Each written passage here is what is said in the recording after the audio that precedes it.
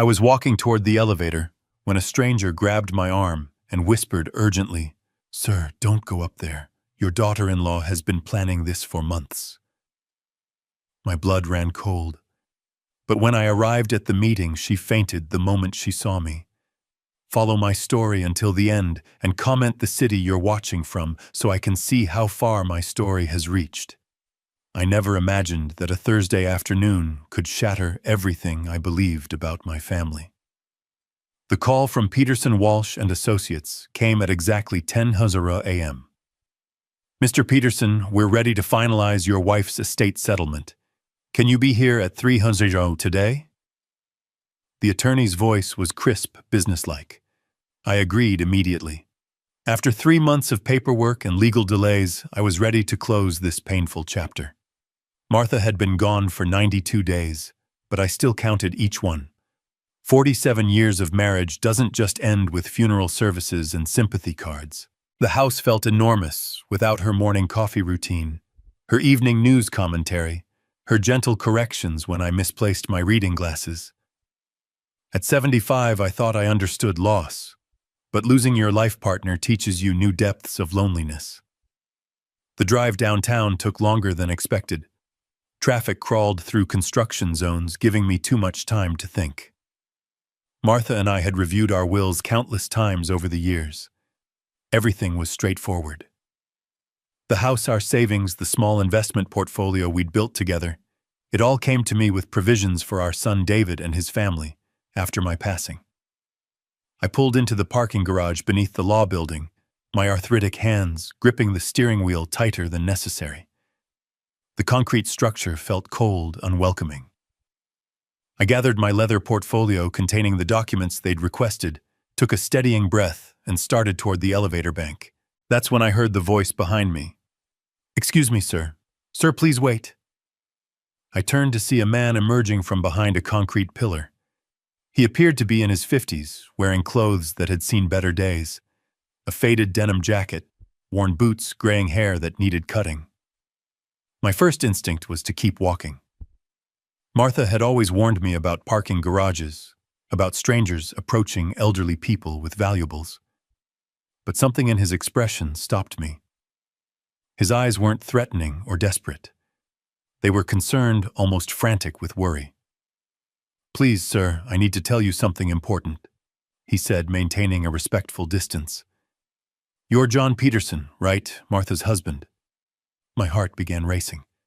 How did this stranger know my name, know about Martha? "I don't know who you are, but I need you to leave me alone," I said, reaching for my cell phone while trying to keep my voice steady. "Sir, please. I know how this looks, but I used to work for Peterson Walsh and Associates upstairs. They fired me 3 weeks ago, but before they let me go, I overheard conversations, things about your wife's estate that you need to know." I froze. Peterson Walsh and Associates was Martha's law firm, the same firm I was about to meet with. The man glanced around nervously, checking to make sure we weren't being observed.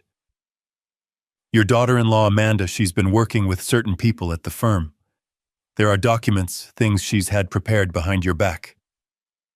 My mouth went dry. "What are you talking about?" "Sir, I can't prove everything yet, but I believe she's been planning to challenge your wife's will. She's been telling people you're not mentally capable of managing the estate. She has medical record statements from people claiming you've been acting confused, showing signs of dementia." The words hit me like a physical blow. I gripped the side of my car for support. "That's impossible. I've never been diagnosed with anything. My mind is perfectly clear." "I know, sir. That's why I've been waiting here hoping to catch you before the meeting. She wasn't expecting you to show up today.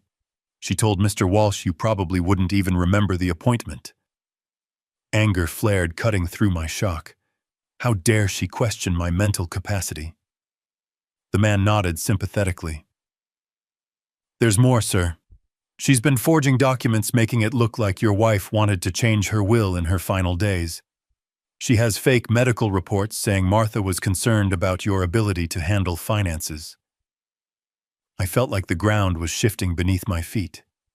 None of this made sense. Martha had never expressed concerns about my financial management. If anything, I had handled most of our money matters throughout our marriage with her full trust and support. "Why are you telling me this?" I asked, studying his weathered face for any sign of deception. "Because your wife was always kind to me when she came to the office, sir. And because what they're doing isn't right. I may not have much left, but I still have my conscience." I looked at this stranger who was risking whatever little stability he had to warn me. "What's your name?" "Frank Rodriguez, sir. I was a paralegal at Peterson Walsh & Associates for 15 years before they decided I knew too much about their side operations." "Side operations?" I asked, my voice barely above a whisper. Frank glanced around the parking garage again, making sure we were still alone. "They've been helping certain wealthy clients manipulate estate documents for years, taking huge fees for making inconvenient family members disappear from inheritance papers. Your daughter-in-law has been paying them very well." The elevator dinged in the distance and Frank stepped back into the shadows. "Sir, you need to be extremely careful up there. They're expecting you to just sign papers without reading them thoroughly. Don't let them pressure you into anything." Before I could ask more questions, he had melted back between the parked cars, leaving me standing there with my mind reeling.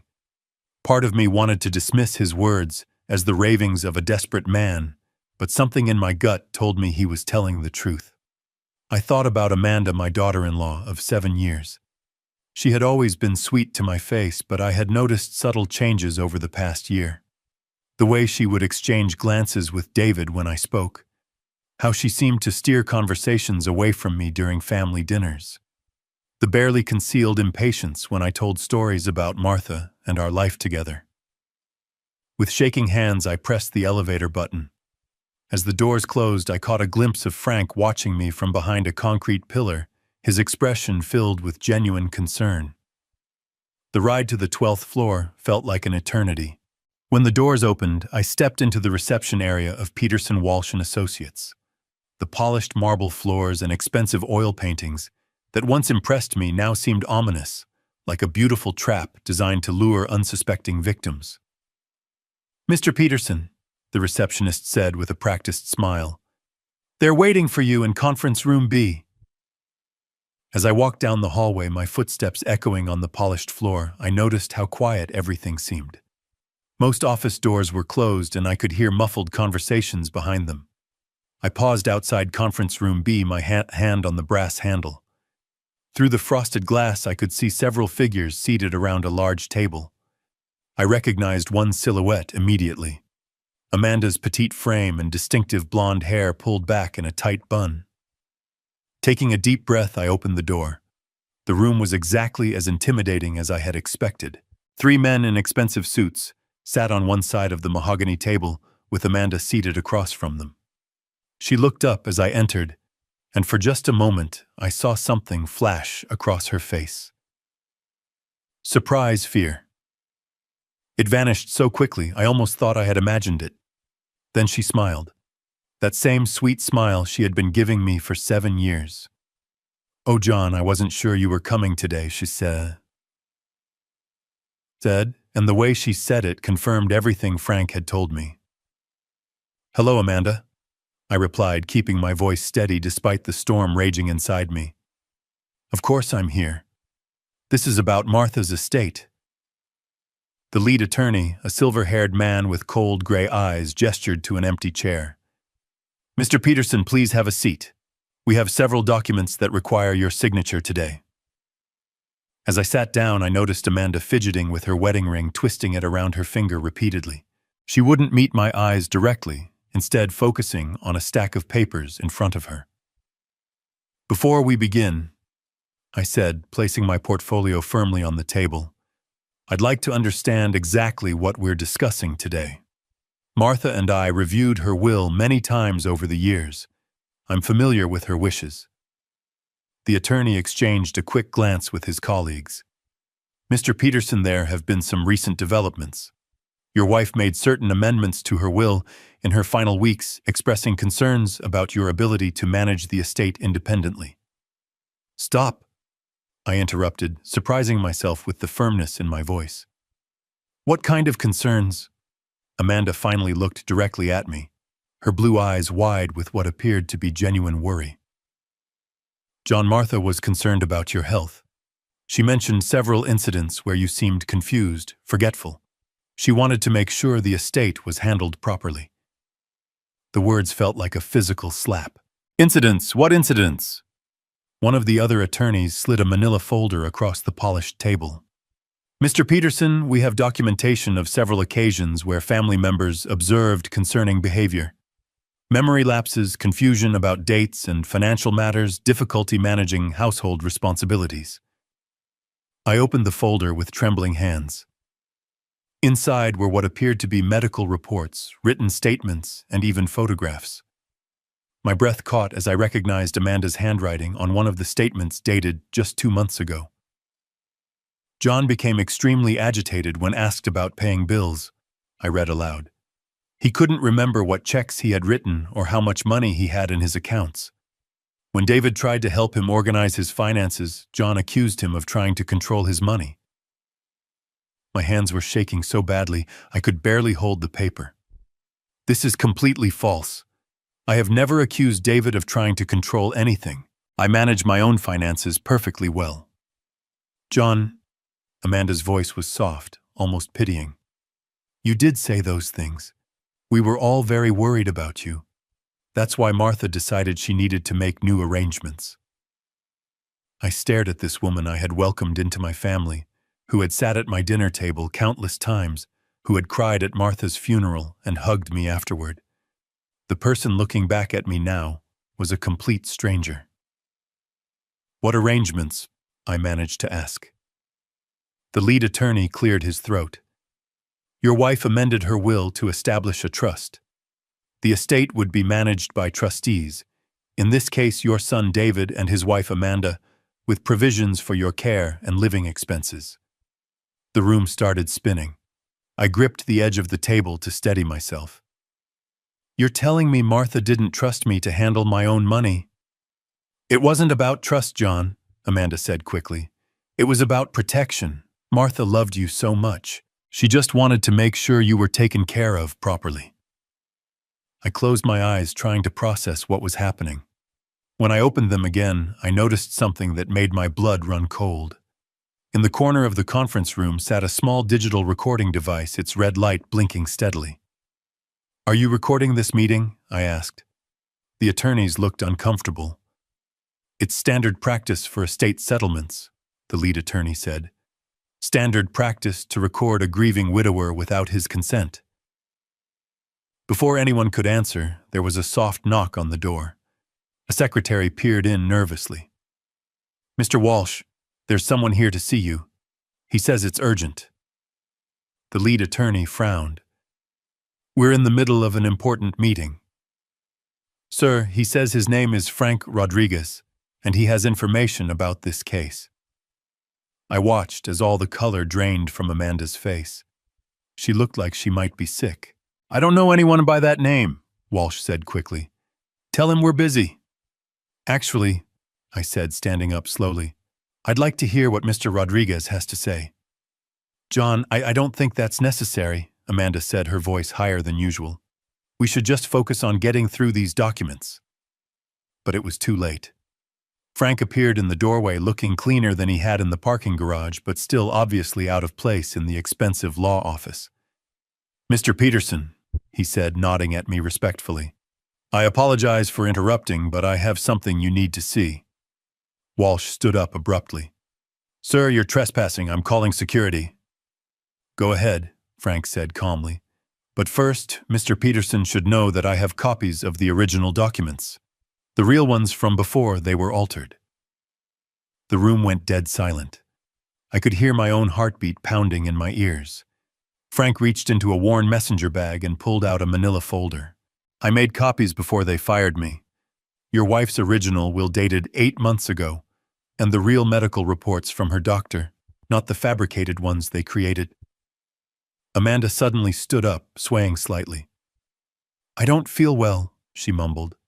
Sit down, Amanda, I said, my voice harder than I'd ever heard it. You're going to want to hear this. Frank opened his folder and pulled out several documents. Mr. Peterson, your wife never changed her will. These people, he gestured toward the attorneys, have been working with your daughter-in-law to create false documents. They forged Martha's signature and fabricated medical reports to make it look like she questioned your mental capacity. That's preposterous, Walsh sputtered. This man is clearly disturbed. We have witnesses to Mrs. Peterson's concerns about her husband's condition. You mean the witnesses your firm paid? Frank asked calmly. I have the receipts for those payments too. Amanda made a small whimpering sound and suddenly collapsed back into her chair, her face white as paper. For a moment I thought she had fainted, but her eyes were still open, darting frantically around the room like a trapped animal. Why?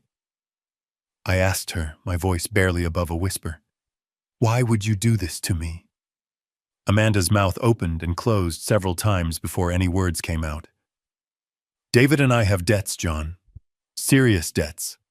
The house, his consulting business, everything is mortgaged beyond our means. You needed to steal from me, I finished for her. Frank placed Martha's original will in front of me. Mr. Peterson, this is your wife's real will, signed and witnessed properly 6 months before her death. Everything she owned comes to you exactly as you believed. I looked down at Martha's familiar signature, the same flowing script I had seen her write thousands of times over our 47 years of marriage. Seeing it there real and unchanged brought tears to my eyes. How long have you been planning this? I asked Amanda. She was crying now, mascara running down her cheeks in dark streaks. It wasn't supposed to hurt you. We were going to make sure you were comfortable. The trust would have provided for everything you needed. While you controlled every penny, I said. Frank, what exactly were they planning? Frank pulled out another document. The trust they designed would have paid you $45,000 annually for living expenses, while the remainder of the estate, approximately $400,000, would be used to pay off their debts and provide them with a management fee of $25,000 per year. The betrayal cut deeper than I could have imagined. This wasn't just about money. This was about my son and his wife systematically planning to control every aspect of my remaining years.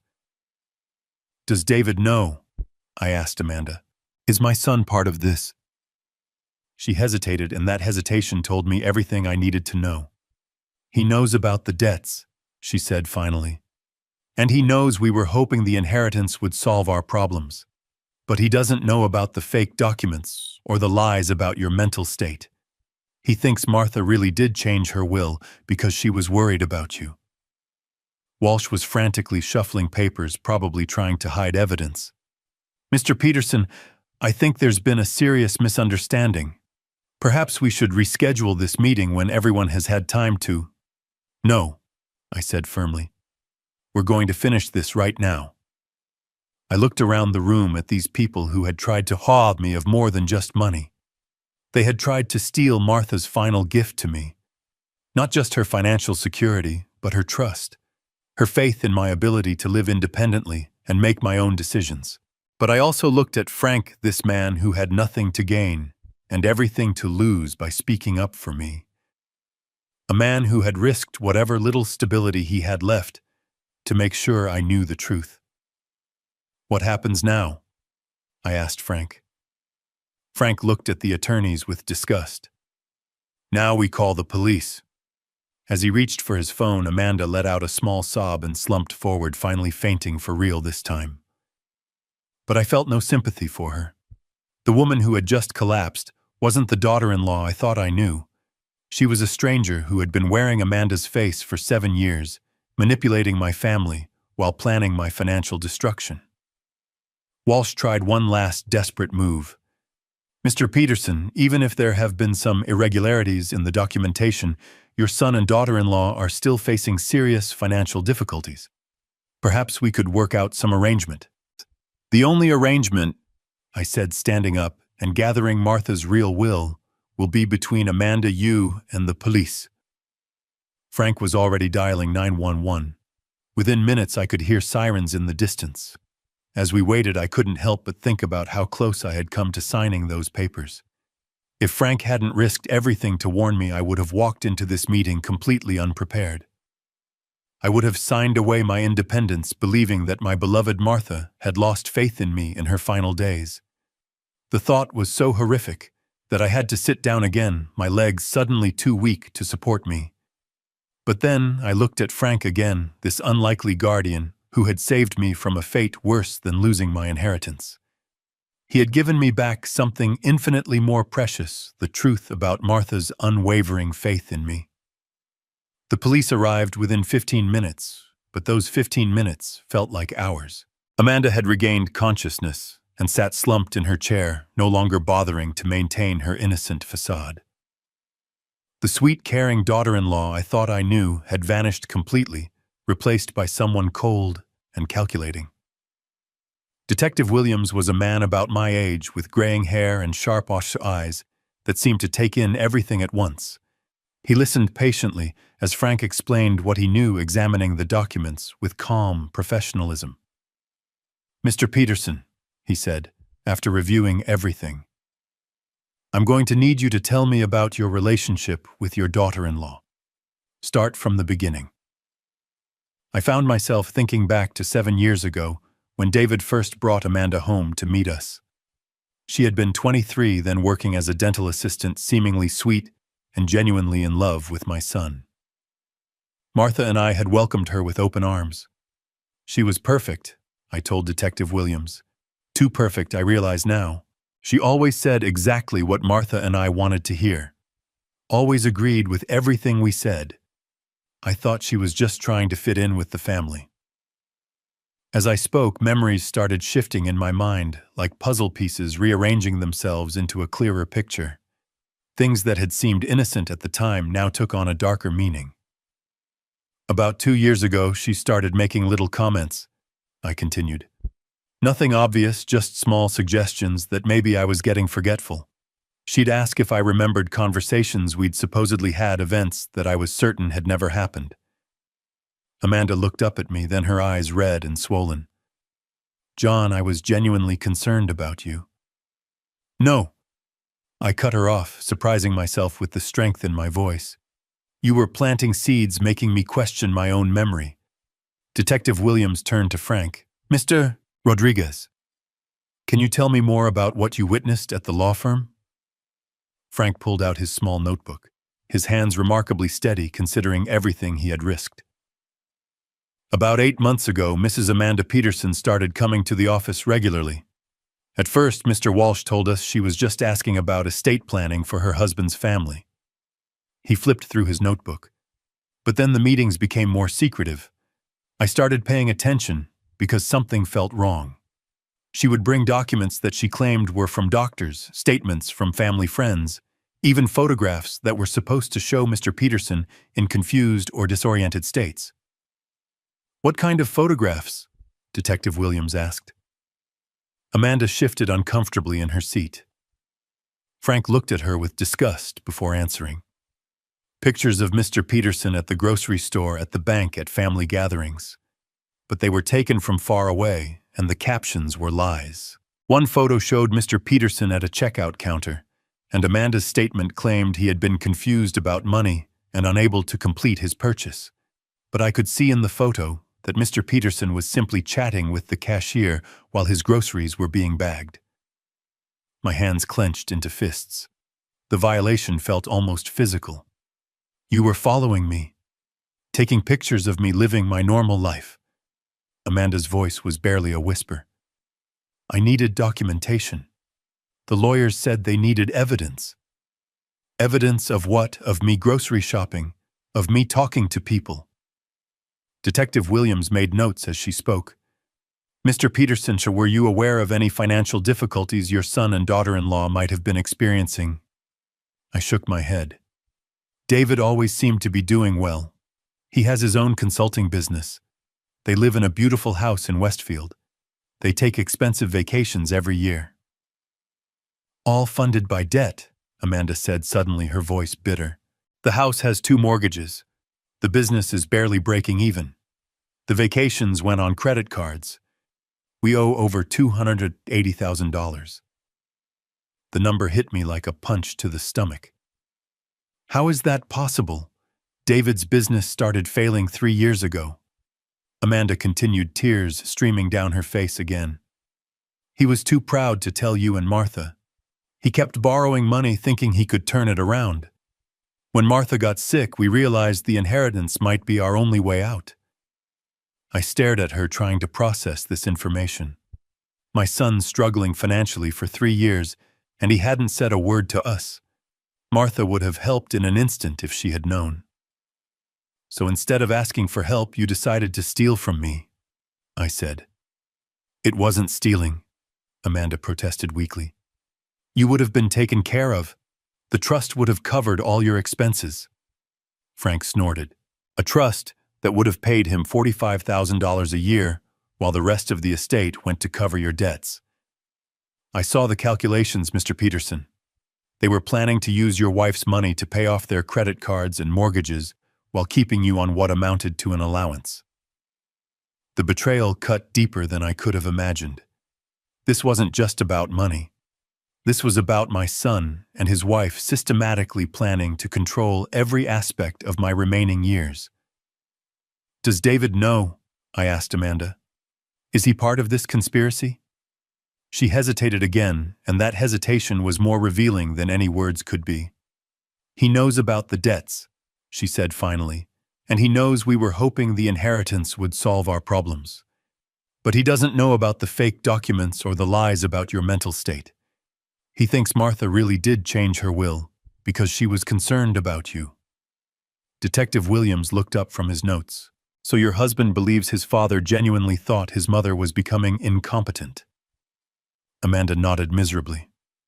I've been telling him stories for months. Little incidents that supposedly happened when he wasn't around. I made him believe that Martha was worried about John's memory, his decision-making abilities. The room felt like it was spinning. Not only had Amanda been lying to me, she had been poisoning my relationship with my own son, making him believe his mother had lost faith in me. What incidents? I demanded. Amanda looked like she wanted to disappear into her chair.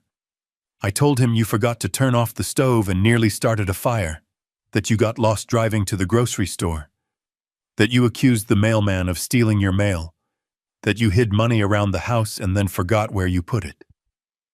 Each lie felt like a physical blow. None of that ever happened. I know, she whispered. Detective Williams closed his notebook. Mr. Peterson, I'm going to need you to come to the station to give a formal statement. And I'll need copies of all these documents. He looked at the attorneys who had been sitting silently through the entire conversation. Gentlemen, we'll be investigating your involvement in this matter as well. Walsh finally spoke up. Detective, we were acting on information provided to us by our client. If that information was falsified, we're as much victims here as Mr. Peterson. Frank laughed bitterly. Victims?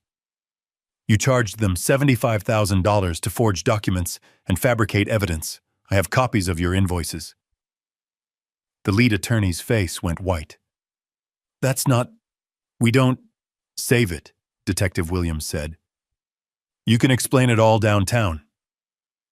As the police began gathering evidence and taking statements, I found myself looking at Amanda one more time. This woman who had shared holidays with us, who had hugged me and called me Dad, who had sat beside Martha's hospital bed during her final days. Was any of it real? I asked her. The last 7 years, the family dinners, the conversations we had. Was any of it real? Amanda looked up at me with genuine tears in her eyes. At first, yes. When I met David, when we got married, I really did care about you and Martha. But when the money problems started getting worse, when we realized how much the estate was worth. She didn't finish the sentence, but she didn't need to. I understood. Somewhere along the way, her love for my son had been corrupted by desperation and greed.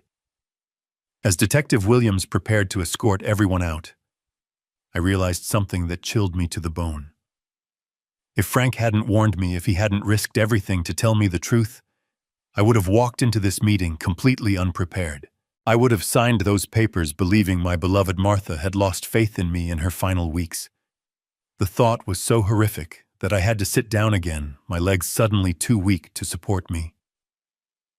3 days after the police station, I sat in my kitchen staring at my phone. David had called 23 times since Detective Williams had contacted him. 23 calls I hadn't answered because I wasn't ready to hear his voice, wasn't ready to know how much of his wife's poison he had absorbed. Frank had come by twice, bringing me copies of documents and checking to make sure I was all right. This man who lived in a rented room above a diner cared more about my well-being than my own daughter-in-law had. The irony wasn't lost on me. The doorbell rang at exactly 2:00, just as I had expected. Through the peephole, I could see David standing on my porch, his face haggard and his usually perfect hair disheveled. Next to him stood Amanda, looking smaller and more fragile than I had ever seen her. I opened the door, but didn't invite them in. "Dad," David said, his voice cracking on the single word. "We need to talk." I studied my son's face, searching for signs of the man I had raised. He looked exhausted, older than his 35 years. Dark circles shadowed his eyes, and his clothes looked like he had slept in them. "Do we?" I asked, keeping my voice neutral. "Please, Dad, let us come in. Let us explain." I stepped aside, but only because I needed to hear what he had to say. I needed to know how much he knew, how much he had participated in his wife's scheme. They sat on the couch Martha and I had picked out together 20 years ago. The same couch where we had welcomed Amanda into our family when David first brought her home. The same couch where we had shared countless family moments that now felt tainted by lies. "Detective Williams told me everything," David said without preamble. "About the fake documents, the forged medical reports, the lies about Mom changing her will." He paused, his voice breaking. "And I had no idea, Dad. I swear to you I had no idea Amanda was doing any of that." I remained standing, my arms crossed. "But you knew about the debts." His face crumpled. "Yes. We're drowning, Dad. The business is failing. We owe money everywhere. And I was too ashamed to tell you and Mom. I kept thinking I could fix it, that I could turn things around before you ever had to know. So when Martha got sick, you started thinking about the inheritance."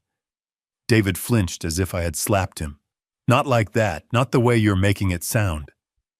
"Then how?" Amanda spoke up for the first time since entering my house. "David, tell him the truth. All of it." I turned to look at her, surprised. The woman sitting on my couch looked nothing like the confident manipulator I had seen at the law office. She looked broken, defeated. David ran his hands through his hair. "When Mom got her diagnosis, when we knew she only had months left, I started panicking about what would happen to you after she was gone.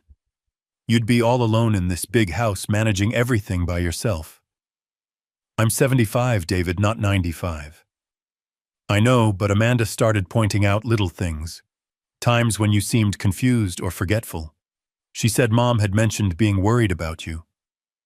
I felt my anger flare. "What little things?" David looked uncomfortable. "Like when you forgot about our dinner plans last Christmas. Or when you couldn't remember our new neighbor's name. Or when you put the coffee in the refrigerator instead of the pantry." I stared at him in disbelief. "David? You canceled dinner at the last minute because Amanda got food poisoning.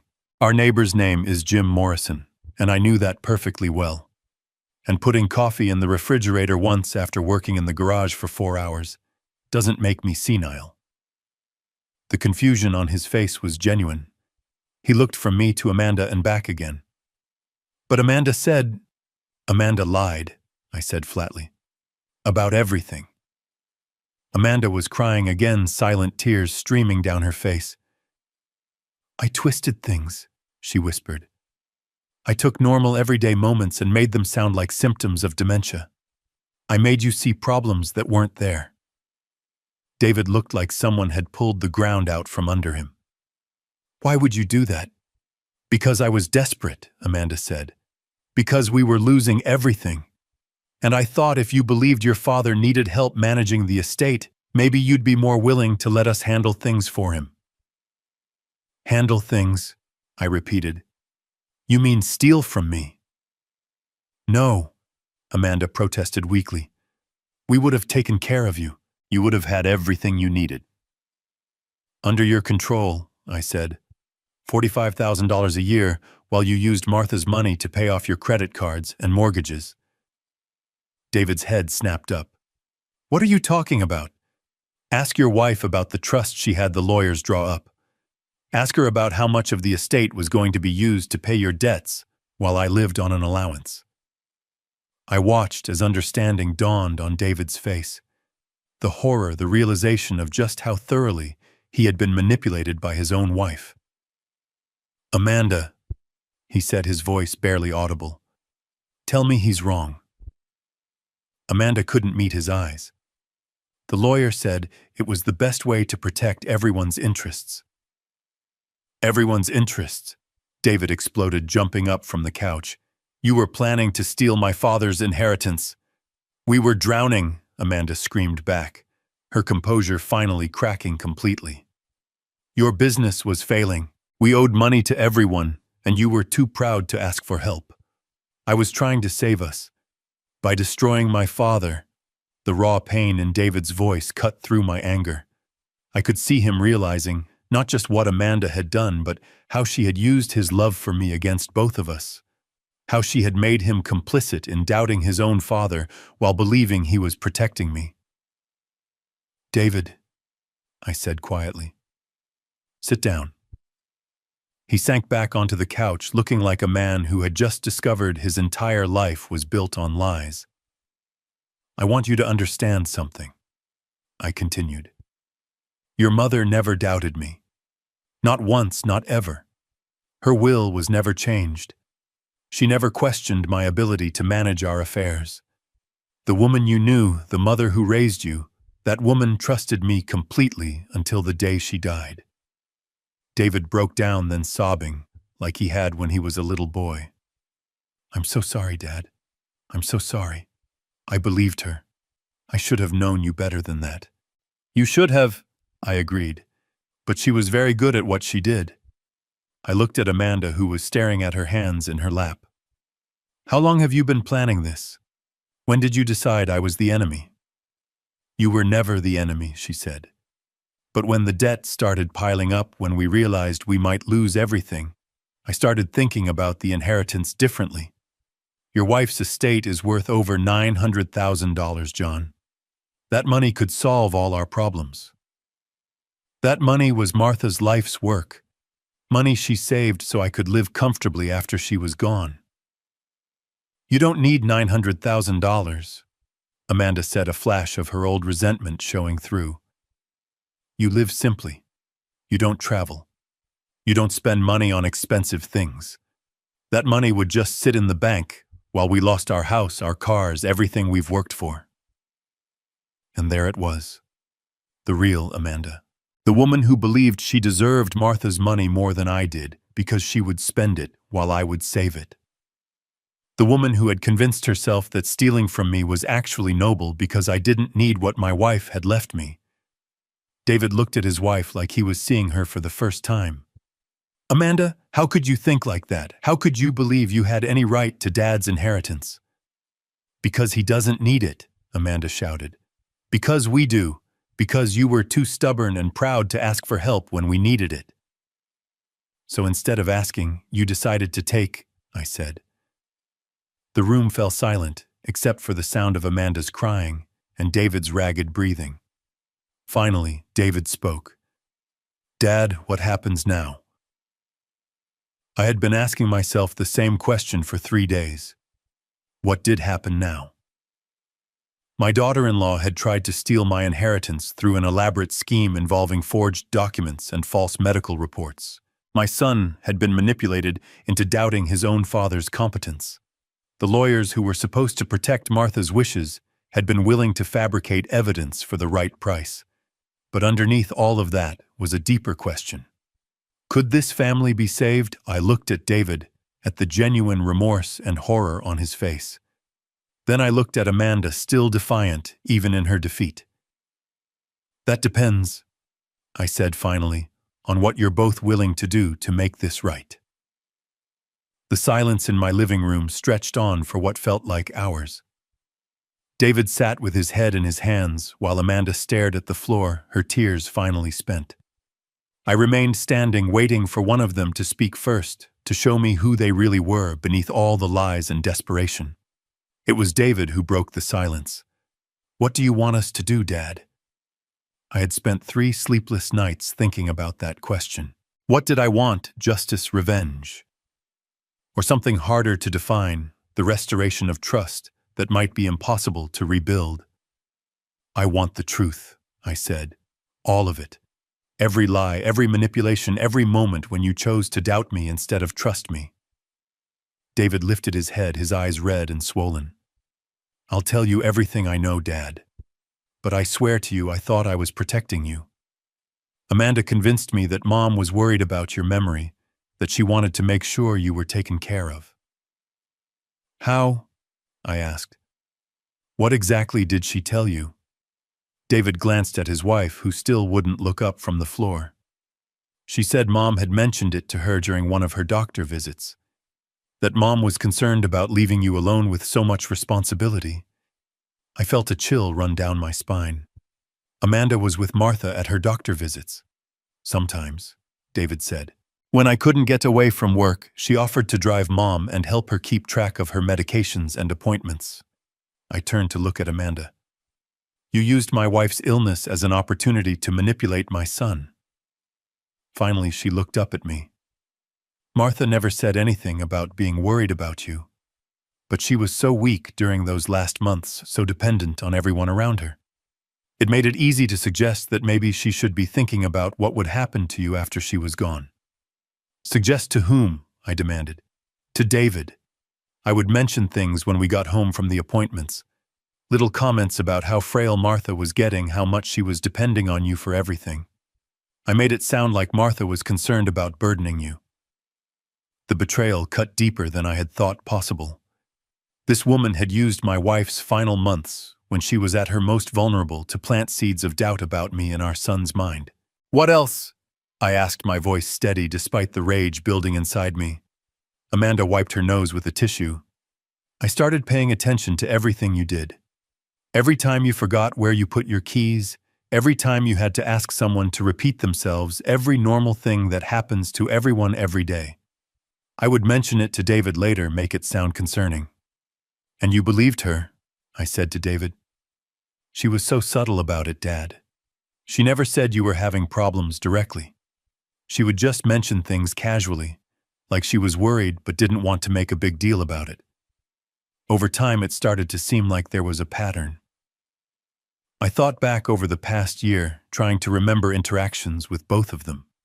Had I noticed Amanda paying unusual attention to my words and actions? Had there been signs I had missed the photographs? I said suddenly. "When did you start following me?" Amanda shifted uncomfortably. "About 6 months ago. The lawyer said they would need documentation if we were going to challenge your competency." "Challenge my competency," I repeated. "You were planning to have me declared mentally unfit." "No," David said quickly. "That's not what we discussed." "That's exactly what we discussed," Amanda snapped, turning to face her husband. "David, stop pretending you didn't know what this was about. We talked about setting up a guardianship, about making sure your father was protected from making bad financial decisions." David's face went white. "I thought we were talking about helping him manage things, not taking away his rights." "They're the same thing," Amanda said. "A guardianship would have protected him while making sure the money was used responsibly." "Responsibly," I said. "You mean to pay off your debts?" "The debts were destroying us," Amanda said, her voice rising again. "Do you have any idea what it's like to lose everything? To have creditors calling you every day? To know that you're going to lose your house, your car, everything you've worked for? Do you have any idea what it's like to discover that your own family has been plotting against you?" I shot back. "To learn that the people you trusted most in the world were planning to have you declared incompetent so they could steal your money." "We weren't going to steal anything," David protested weakly. "The guardianship would have provided for you." David, I said, my voice gentler now because I could see he was finally understanding what had really been planned. The guardianship Amanda and the lawyers designed would have given me $45,000 a year to live on while the rest of Martha's estate paid off your debts. After that money was gone, what then? He stared at me, the full implications finally sinking in. There wouldn't have been anything left. Nothing, I confirmed. Your mother worked alongside me for 47 years, saved every penny we could invested carefully, and built an estate that would have allowed me to live comfortably for the rest of my life. Your wife's plan would have wiped it out in less than 10 years. Amanda stood up suddenly, her face flushed with anger. This is all easy for you to judge, John. You've never been in serious debt. You've never faced losing everything. You don't know what desperation feels like. You're right, I said. I don't know what it feels like to be in your situation. But I know what it feels like to be betrayed by people I love. And I know what it feels like to discover that someone I welcomed into my family was willing to destroy me to save herself. I wasn't trying to destroy you, Amanda said. I was trying to save my marriage, my family, my life. At the cost of mine, I replied. The words hung in the air between us.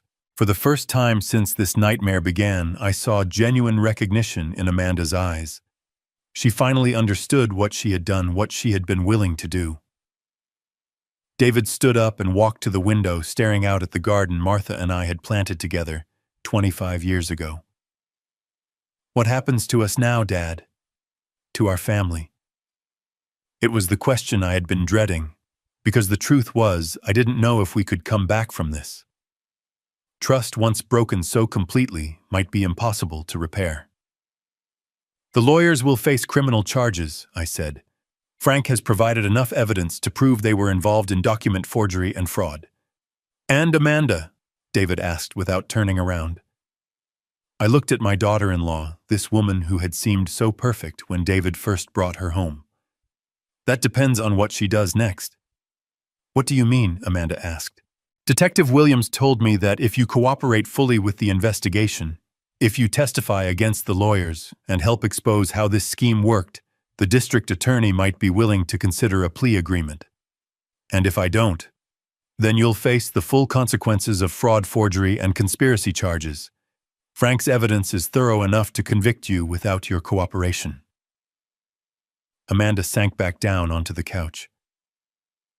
What kind of plea agreement? I don't know, I admitted. That would be between you, your lawyer, and the district attorney. But Amanda, you need to understand something. Even if you avoid prison, even if you get probation or community service, this doesn't go away. You tried to steal from me. You manipulated my son into doubting me. You used my wife's illness to further your scheme. I know, she whispered. Do you? I asked. Because 5 minutes ago, you were still defending what you did. You were still acting like I didn't deserve the money Martha left me. Amanda looked up at me with something that might have been genuine remorse. I was wrong. I can see that now. I let desperation turn me into someone I don't recognize. Someone willing to destroy an innocent person to get what I wanted. Yes, I said. It was such a small word, but it carried the weight of everything that had happened. Finally, an admission without excuses or justifications. Michael turned back from the window. Dad, is there any way, is there any possibility that we can fix this, that our family can survive this? I looked at my son, this man I had raised to be honest and kind, who had been manipulated into participating in his own father's betrayal. Then I looked at Amanda, who had orchestrated it all. I don't know, I said honestly, but I know what has to happen first. They both waited for me to continue. Amanda has to face the consequences of what she's done. She has to cooperate with the police, testify against the lawyers, and accept whatever punishment the court decides is appropriate. And David, you have to decide whether you can stay married to someone who was willing to do this to your father. David's face crumpled. Dad, she's my wife. I love her. I know you do, I said gently. But love isn't always enough. Trust is the foundation of any relationship. And she didn't just betray me. She manipulated you, lied to you, used your love for me against both of us. I can change, Amanda said desperately. I can be better. I can earn back your trust. Can you? I asked. Because this wasn't a moment of weakness, Amanda. This was months of planning, months of lies, months of watching me go about my daily life while plotting to destroy it. This was who you chose to be. The room fell silent again. Outside, I could hear the neighbor's dog barking and children playing in the street. The normal sounds of life continuing while my world had been turned upside down. What do you want from us? David asked finally. I want you to choose, I said. Both of you. Choose who you want to be going forward. Choose whether you want to be people who can live with the consequences of your actions or people who keep making excuses for them.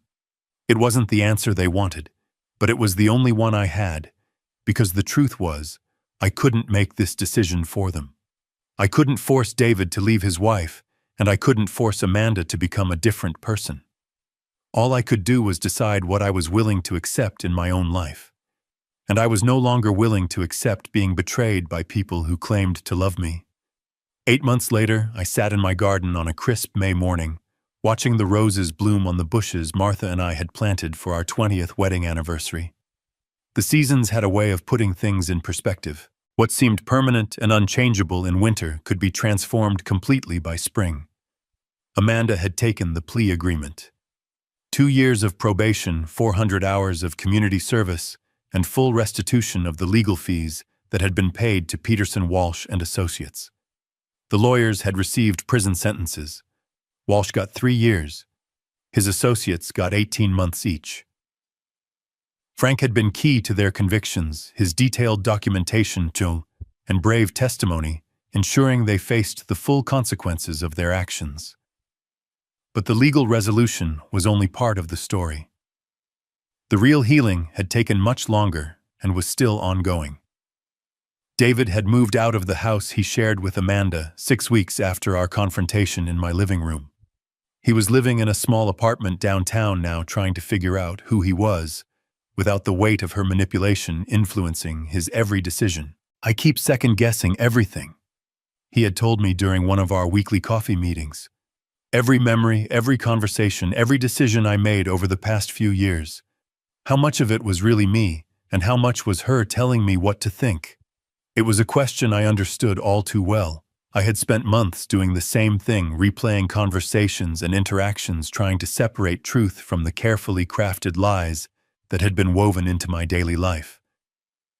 The divorce proceedings were almost complete. David had discovered even more deception as lawyers went through their finances. Credit cards opened in his name without his knowledge. Loans taken out against his business. Spending that Amanda had hidden from him for years. The financial situation was worse than either of us had realized. I had offered to help with the debts, but David had refused. Dad, I can't take your money to clean up the mess my wife made, he had said. I need to figure this out on my own, the right way this time.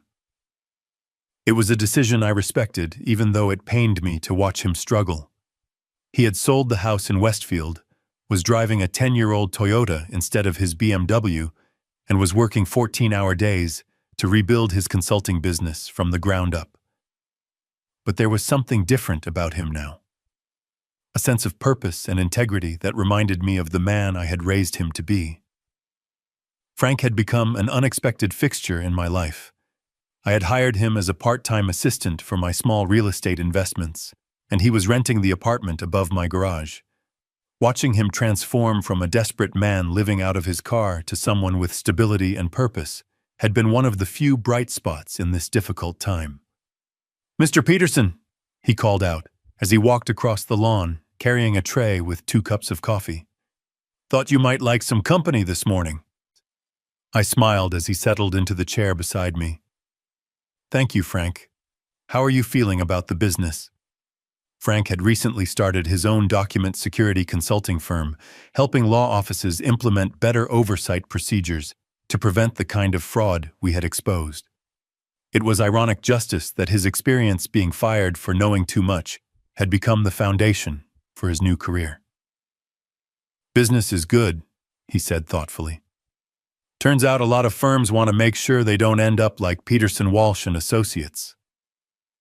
We sat in comfortable silence for a while, both of us processing the long journey that had brought us to this moment. "Have you heard from Amanda lately?" I asked. Frank nodded. "She comes to the community center sometimes when I'm there teaching document literacy classes. She doesn't say much, but she works hard. I think she's finally starting to understand what real consequences look like." I wasn't sure how I felt about that. Part of me wanted Amanda to suffer, to truly comprehend the harm she had caused. But a larger part of me just wanted her to become a better person, someone who would never again be capable of the cruelty she had shown me. My phone buzzed with a text message. It was from David. "Coffee later, I have some news." I showed the message to Frank, who raised an eyebrow. "Think it's good news or bad news?" "With David these days, it could be either," I replied. That afternoon, David arrived at my house looking better than he had in months. He had gained back some of the weight he had lost during the stress of the divorce, and there was color in his cheeks again. "You look good," I told him as we settled in the kitchen with our coffee. "I feel good, Dad. Really good. For the first time in years, I feel like I'm living my own life instead of managing someone else's crisis."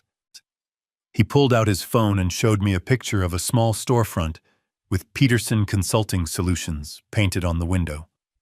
"I signed the lease yesterday. My own office, my own business, built the right way this time." Pride swelled in my chest.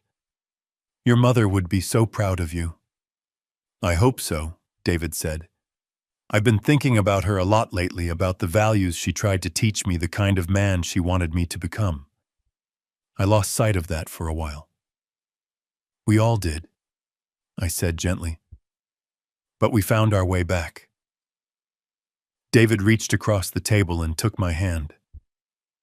"Dad, I need to ask you something, and I need you to be honest with me." I squeezed his hand. "Always.